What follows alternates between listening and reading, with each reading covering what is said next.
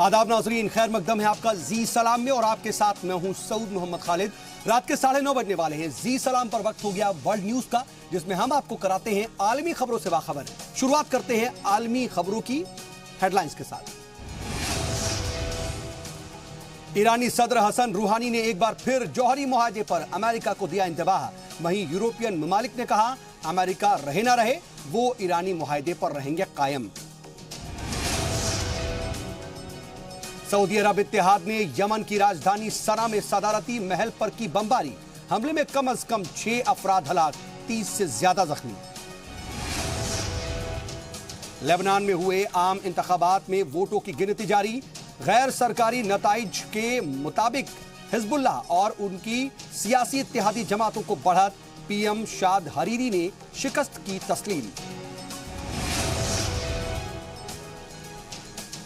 अमेरिकी सिफारत खाने तेल अवीव से यरूशलेम मुंतकिल करने की तैयारियां शुरू। सिफारत खाने जाने वाले रास्ते पर लगाए गए बोर्ड। ट्रंप कर सकते हैं सिफारत खाने का इफ्तिताह। और व्लादिमीर पुतिन ने चौथी बार रूस के सदर के तौर पर उठाया हलफ। 6 बरसों के लिए चौथा टर्म हुआ शुरू। आवाम का अदा किया शुक्रिया। कहा रूस की ताकत को बढ़ाने की करेंगे कोशिश। और चलिए आलमी खबरों में तफसील से आगे बढ़ते हैं। सबसे पहले बात ईरान की, जिसके सदर हसन रूहानी ने एक बार फिर जौहरी मुआहदे पर अमेरिका को इंतबाह दिया है। रूहानी ने कहा कि अगर अमेरिका जौहरी समझौते से दस्तबरदार होता है तो उसे इस कदर पछताना पड़ेगा जिसकी मिसाल माजी में नहीं मिलती। उन्होंने कहा कि ईरान अमेरिकी सदर डोनाल्ड ट्रंप के जौहरी समझौते के खात्मे के लिए किसी भी फैसले से निपटने के लिए तैयार है। वाज़ेह रहे कि अमेरिकी सदर चंद रोज में ही ईरान से मुताल्लिक फैसला करने वाले हैं, यह बात कही जा रही है। आपको बता दें कि अमेरिका और 6 आलमी ताकतों के बीच 2015 में जौहरी समझौता हुआ था, जिसके बाद ईरान ने मुआशी पाबंदी हटाने के एवज में अपना जौहरी प्रोग्राम बंद कर दिया था। लेकिन ट्रंप इस समझौते को एक तरफा मानकर इसे रद्द करना चाहते हैं।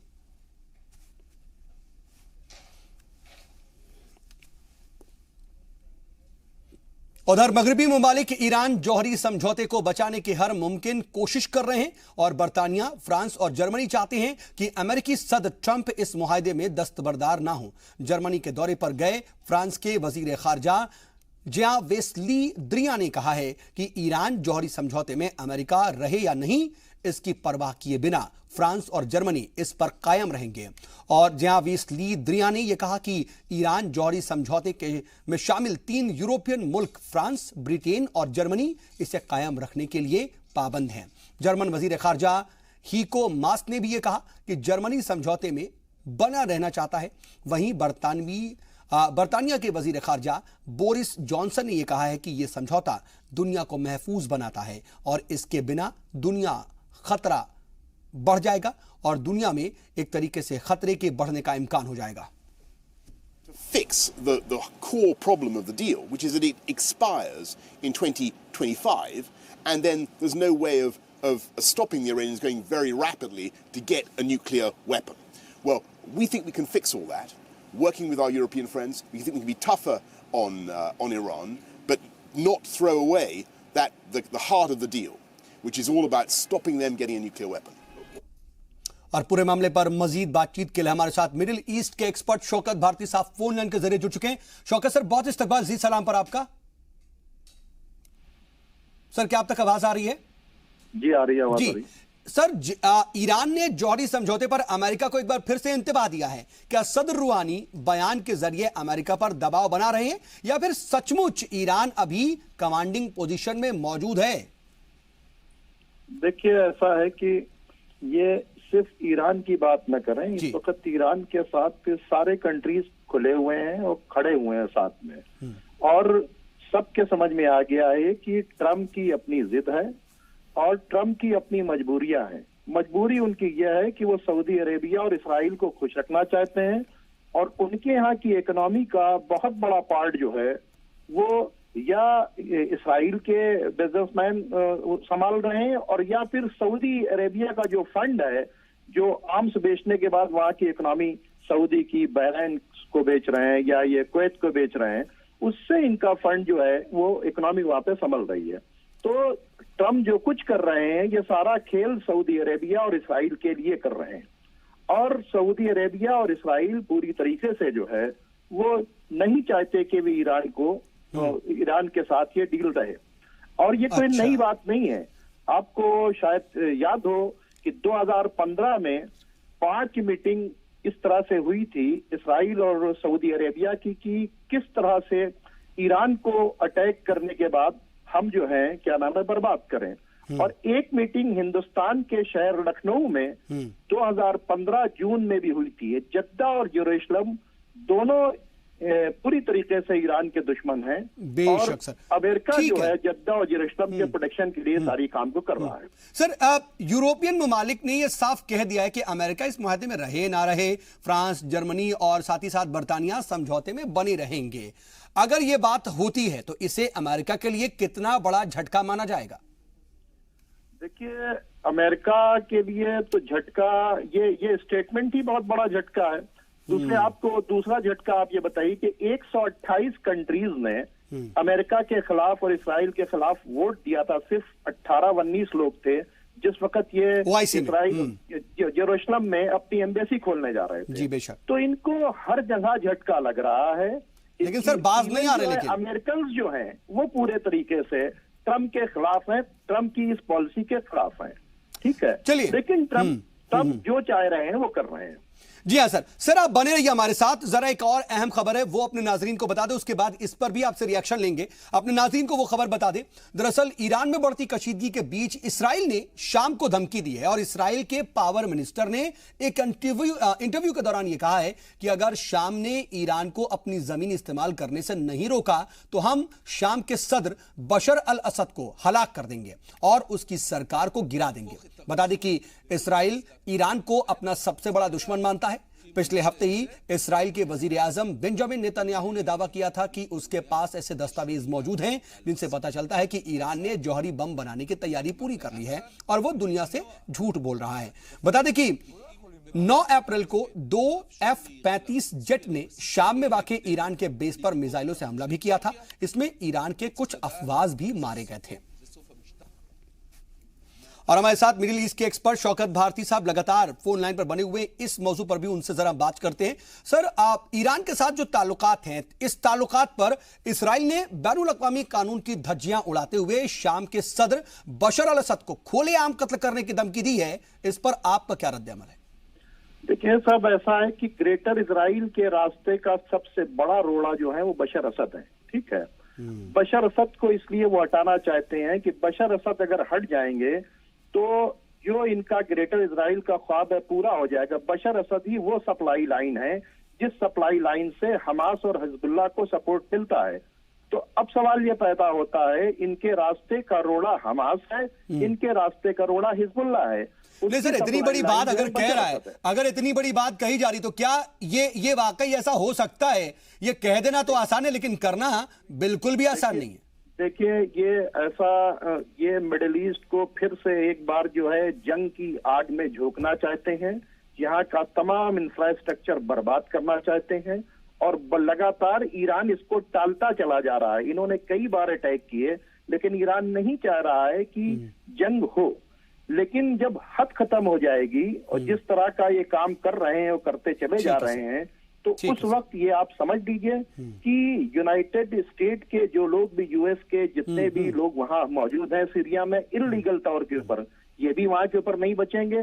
मिडिल ईस्ट का कोई अड्डा जो है वो ईरान की मिसाइल से नहीं बचेगा और यहाँ जंग के वो शोले भड़केंगे कि जो पूरी दुनिया के लिए इसका हल भी जो है वो मुस्तकबिल करीब में नजर नहीं आ रहा है, क्योंकि सबकी अपनी अपनी पॉलिसी और सबके अपने अपने प्रोपेगेंडा हैं। बहरहाल सर, आप हमारे साथ जुड़े और इसके लिए वक्त निकाले, इसके लिए आपका बहुत बहुत शुक्रिया।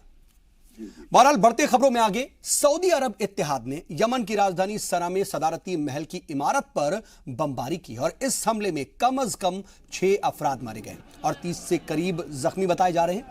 यह इमारत ईरानी हिमायत याफ्ता हूसी बागियों के जेर कब्जा है और इत्तलात के मुताबिक हलाक होने वालों में 8 शहरी भी शामिल हैं। जराये के मुताबिक जंगी जहाजों ने सना पर कई बम गिराए। इसमें सदारती महल के अलावा कई दफ्तरों और दुकानों को भी नुकसान पहुंचा। मलबे में कई लोगों के दबे होने की भी इत्तला मिली। इसकी वजह से हलाकतों की तादाद बढ़ सकती है। ताहल ये वाज़ेह नहीं हो पाया है कि इस हमले में हूसी बागियों का कोई लीडर भी मारा गया है या नहीं।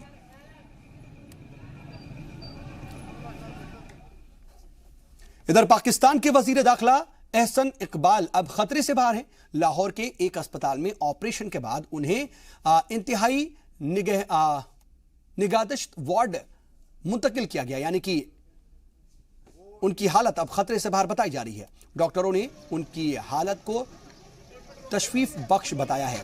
आपको बता दें कि कल पंजाब सूबे में एक रैली के बाद उन पर जानलेवा हमला हुआ था। 59 साल के एहसन इकबाल को गोली मारी गई जो उनके दाएं कंधे पर लगी। पुलिस के मुताबिक पंजाब के बस्ती इलाके जिला नारोवाल के इलाके कंजरूर में आबिद हुसैन नामी शख्स ने इस वक्त कातिलाना हमला कर दिया, उस वक्त जब वो जलसे से शिरकत करने के बाद अपनी गाड़ी में बैठ रहे थे।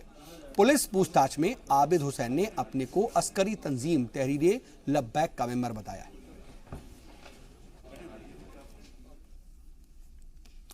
और चलिए यहां रुकेंगे एक छोटे से ब्रेक के लिए, जल्द होते हैं यहां से कुछ और अहम खबरों के साथ।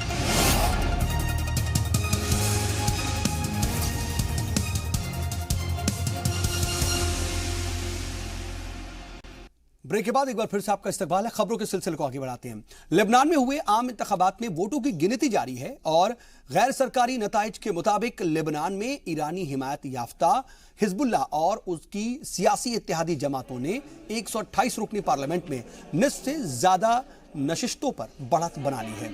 और हतमी नताइज अगर ऐसे ही रहते हैं तो इस मुल्क में हिजबुल्लाह की ताकत में मजीद इजाफा हो जाएगा। और गैर सरकारी नाजायज नताइज के मुताबिक सऊदी और मगरबी हिमायत याफ्ता साद हरीरी भी सबसे बड़ा पार्लिमानी ब्लॉक बनाने में कामयाब हो सकते हैं। इंतखाबात के नताइज के पेश नज़र लेबनान में हिजबुल्लाह और साद हरीरी के हिमायती खुशियां मना रहे हैं। वाज़ेह है कि लेबनान में 2009 के बाद पहली बार इंतखाबात हुए हैं। इसमें 49% वोटरों ने अपने हक राय दही का इस्तेमाल किया है।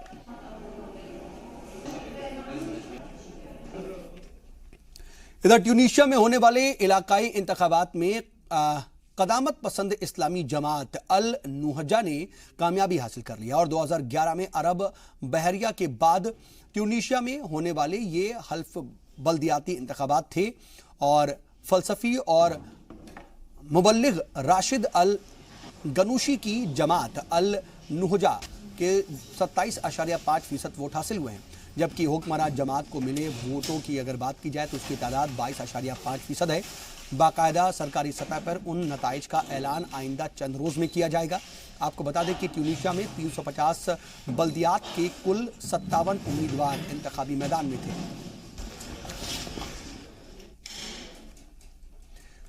इधर इराक ने पार्लिमानी इंतखाबात के लिए 12 मई को वोट यहां पर डाले जाने वाले हैं और इसके लिए तहरीरी मुहिम लगातार जोरों पर चल रही है। लोग वोटरों को लुभाने के लिए हर हथकंडा अपना रहे हैं, लेकिन खाना जंगी से उबर रहे इराक में इस बार लोग अलग अलग फिरकों में बटे नजर आ रहे हैं।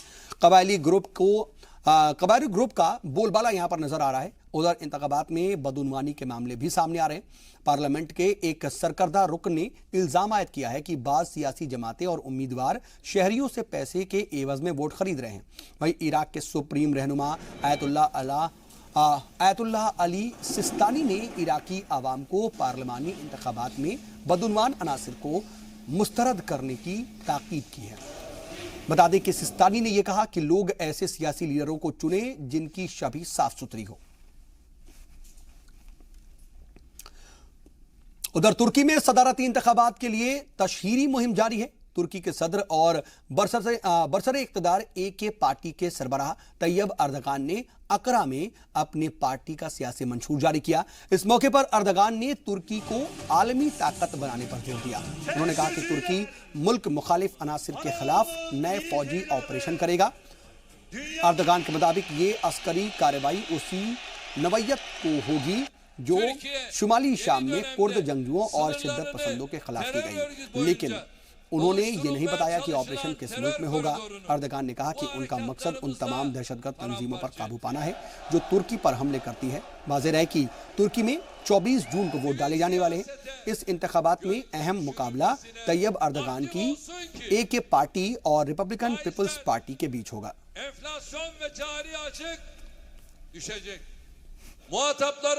तुर्की अपने सरहदी इलाकों में दहशतगर्दों के खिलाफ नया फौजी ऑपरेशन शुरू करेगा। हमने जैतून की शाख ऑपरेशन के जरिए जुनूबी सरहद पर दहशतगर्दों का सफाया कर दिया है। मैं अपोजिशन जमातों में इस तरह की हिम्मत और कुव्वत नहीं देखता हूँ। इधर इस्लामिक ममालिक की तंजीम OIC ने म्यांमार में रोहिंग्या मुसलमानों के साथ होने वाले सुलूक को बैनुल अक़वामी क़वानीन की शदीद खिलाफ वर्जी करार दिया है और इस्लामिक ताउन की तंजीम ने बांग्लादेश में मुनक्किद हुए 2 रोज़ा इजलास में रोहिंग्या मुसलमानों के खिलाफ तशद्दुद को नस्लकुशी करार दिया। इजलास के बाद जारी एक बयान में बैनुल अक़वामी बरादरी से रोहिंग्या बहरान हल करने में मदद फराहम करने की अपील की गई। जारी होने वाले एलामिये के मुताबिक अक़वाम मुत्तहिदा के साथ मिलकर ये मसला हर बैनुल अक़वामी फोरम पर उठाया जाएगा। अक़वाम मुत्तहिदा के मुताबिक म्यांमार के रखाइन सूबे से भड़के तशद्दुद के बाद तकरीबन 7 लाख रोहिंग्या मुसलमानों ने अपनी जान बचाने के लिए पिछले साल बांग्लादेश में पनाह ली है। That has been taken to alleviate the problem of our brothers and sisters Rohingyas. This is a very important issue. We still keep the pressure. We still keep talking about it. We still pressure the international committee to do something about it, because this is, as I said, and I always say, continue to say, this is not religious. This is a human basic rights of our brothers and sisters in the last 50 years that we hope it comes to conclusion, inshallah, in the near future. At the same time, we thank Bangladesh and the Bangladesh government and people for hosting over 1 million of our brothers and sisters Rohingya in this land with the strained resources that they have. But their generosity and love and solidarity with them will alleviate their problem. वक्त एक और छोटे से break का, जल्द होते हैं हाजिर।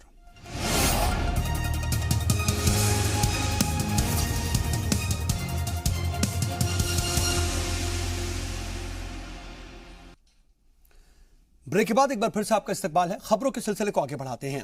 व्लादिमीर पुतिन ने चौथी बार रूस के सदर के तौर पर हलफ उठा लिया है। करीब 2 दहाई तक इख्तिदार में रह चुके पुतिन का आज से 6 बरसों के लिए चौथा टर्म शुरू हुआ। मार्च में हुए मुतनाज़ा इंतखाबात में पुतिन ने रिकॉर्ड 76.7% वोट हासिल किए थे। उनकी तकरीब हलफ बर्दारी में तकरीबन 5000 अफराद को मदऊ किया गया। पुतिन ने रूस के लोगों को उनकी हिमायत और प्यार के लिए शुक्रिया अदा किया। पुतिन ने कहा कि सदर होने के नाते वो रूस की तरक्की और ताकत को बढ़ाने की हर मुमकिन कोशिश करेंगे। पुतिन ने ऐसे वक्त में चौथी बार सदर का ओहदा संभाला है जब रूस का मगरबी ममालिक के साथ टकराव चल रहा है। रूस के मईशत नाजुक मोड़ पर है। आपको बता दें कि पुतिन 1999 में बोरिस येल्त्सिन के इस्तीफा देने के बाद सदर बने थे और सियासत में आने से पहले वो रूस की खुफिया एजेंसी KGB में काम किया करते थे।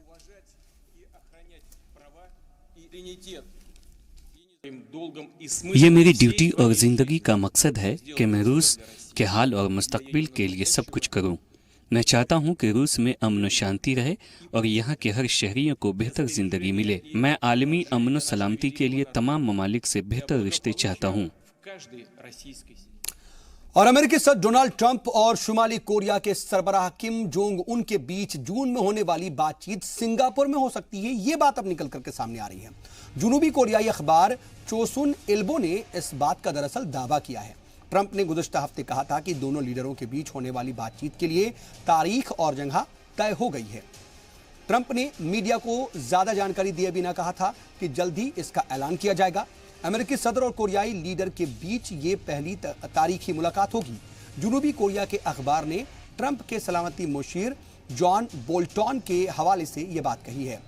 बता दें कि जुनूबी कोरिया के योनहाज अखबार एजेंसी ने योनहाज न्यूज एजेंसी ने दरअसल ऐसी ही खबर दी है जिसके मुताबिक ट्रंप और किम के बीच जून में सिंगापुर में मुलाकात हो सकती है। ट्रंप किम की मुलाकात पर पूरी दुनिया की नजर टिकी हुई है और माना जा रहा है कि यह अपने आप में बेहद तारीखी मुलाकात होगी। और अमेरिका ने इस्राइल में अपना सिफारतखाना तेल अवीव से यरूशलेम मुंतकिल करने की तैयारियां अब शुरू कर दी हैं और सिफारतखाना बनकर तैयार भी हो रहा है। यरूशलेम में सिफारतखाने जाने वाले रास्ते पर बोर्ड भी लग गए हैं। जराये के मुताबिक अमेरिकी सदर डोनाल्ड ट्रंप यरूशलेम में नए अमेरिकी सिफारत खाने के इफ्तिताह के लिए इसराइल का दौरा कर सकते हैं। आपको बता दें कि गुज़िश्ता साल सदर ट्रंप ने अमेरिकी सिफारत खाना तेल अवीव से यरूशलेम मुंतकिल करने का ऐलान किया था। ट्रंप के इस ऐलान के बाद मशरिक़े वुस्ता में तशद्दुद भड़क उठा था। अमेरिका के इस इक़दाम के बाद फिलिस्तीनी सदर महमूद अब्बास ने अमेरिका से सारे रिश्ते तोड़ लिए हैं।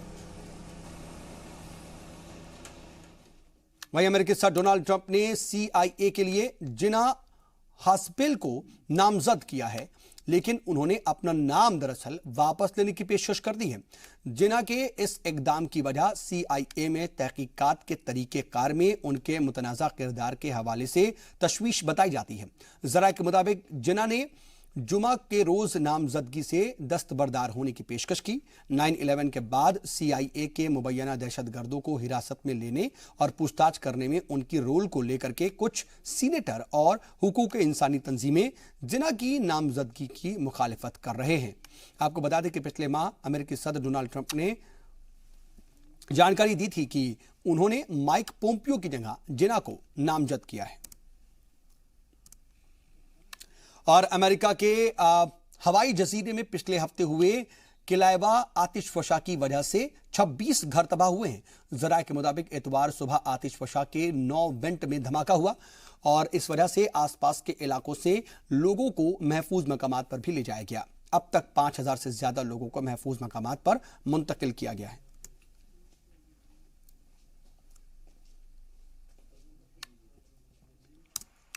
और दुनिया में रोज कई रिकॉर्ड बनते हैं और टूटते भी हैं। ब्राजील में एक अनोखा रिकॉर्ड बना है।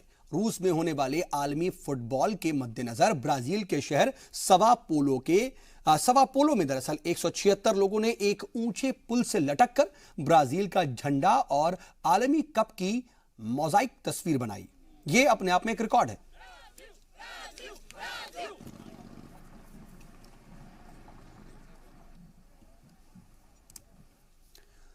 और वर्ल्ड न्यूज में आज के लिए इसी के साथ बस इतना ही। बने रहिए जी सलाम के साथ।